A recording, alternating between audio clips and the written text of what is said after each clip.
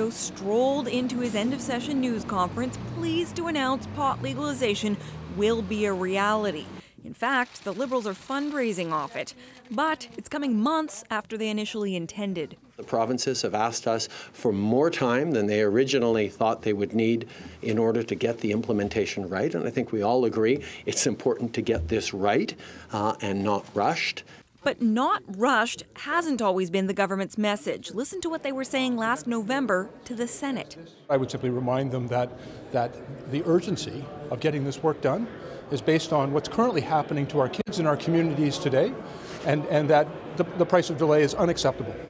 We now know the date, but there are plenty of outstanding questions. There are concerns that Canadians could be turned away at the U.S. border for admitting to something now legal in Canada.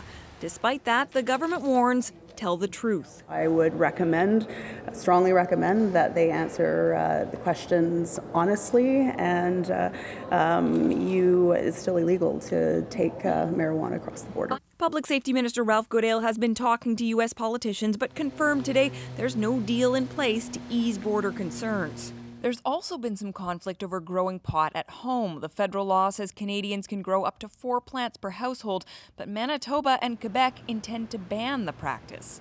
So whose law do citizens have to follow? Quebec's premier says his. But we are convinced that we have full jurisdiction to regulate. But Ottawa isn't being quite so clear. Which law do you expect people to follow?